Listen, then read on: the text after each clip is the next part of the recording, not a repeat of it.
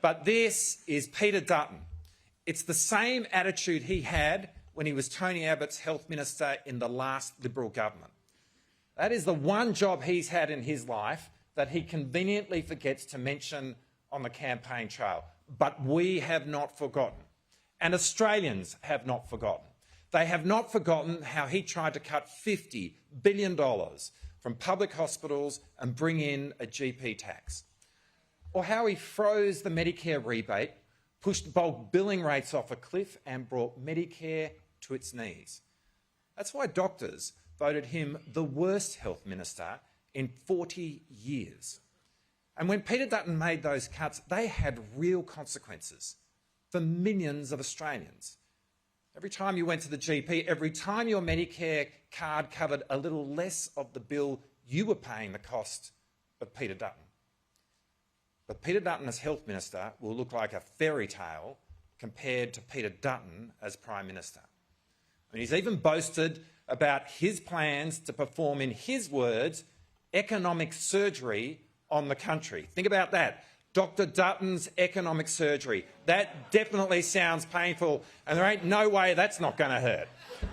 Because there's only one procedure that Dr Dutton knows how to perform: cuts and more cuts. Medicare, Dutton will cut it. Schools funding, Dutton will cut it. Energy bill relief, Dutton will cut it. TAFE, Dutton will cut it. New housing, Dutton will cut it. Jobs and wages, Dutton will cut it. In every part of government, in every part of life, in every part of our country, Dutton will cut and Australians will pay. And why does Peter Dutton need to cut? Why will Peter Dutton make you pay?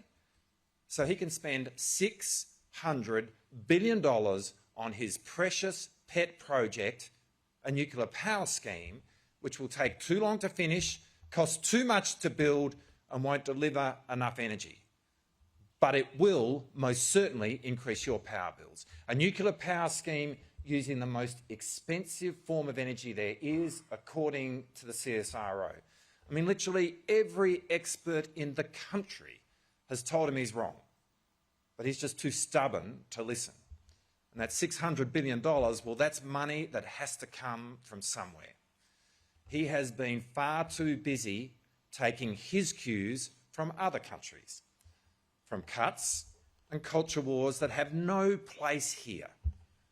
And he's been caught out this campaign trying to copy and paste policies from overseas to try and win an election here in Australia.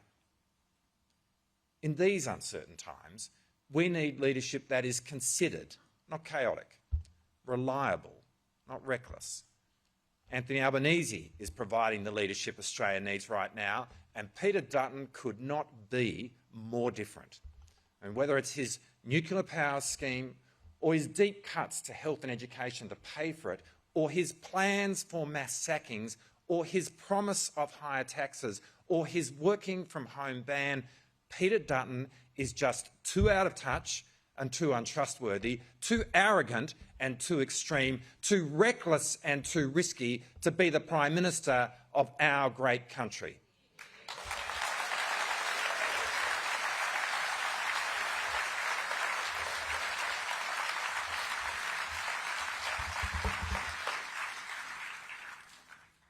And so, friends, that means that we have just 20 critical days to stop him and his cuts and to keep building a better future for the best country in the world. An Australian future where we stand up for our own values, not the Americanisation of our health system.